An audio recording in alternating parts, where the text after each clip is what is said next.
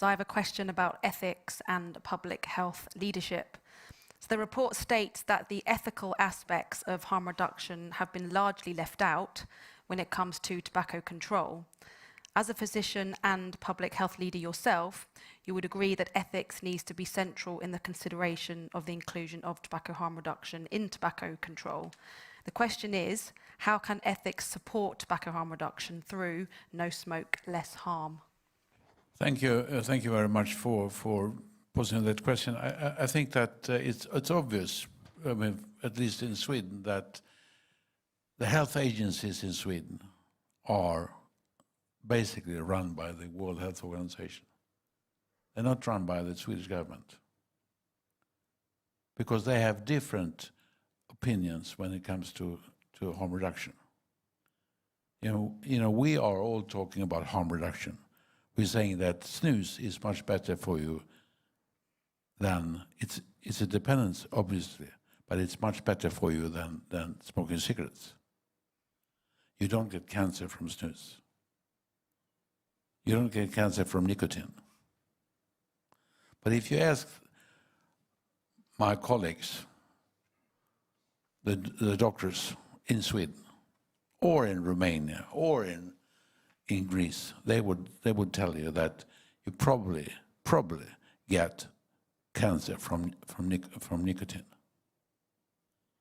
That's wrong. You don't get cancer from nicotine. I think, unfortunately, the powers that be, the European Union and the World Health Organization, they have decided that tobacco, regardless of how you get it, is dangerous and should be stopped. And they are trying to outlaw all other forms of tobacco than the cigarette. And I guess they will then try to make cigarettes not known, as it were, to mankind. They want to stop smoking, but they want to go through the cigarettes first. And I think it's wrong. Because people do, a lot of people apparently, you know, about 23% of the Swedish male population uses snus every day. It's about the same as the figures for the rest of the European Union. I mean, people get a kick of nicotine, and we should allow that kick to be had. You know, I mean, Germany today is or a few weeks ago allowed you know, cannabis, you know, which is much more dangerous than cigarettes, than tobacco or snus.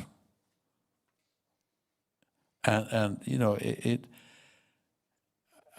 I don't understand, you know. I think there is no ethics in forbidding the most harmless products that there are. I think we should do that more. We should accept the harmless products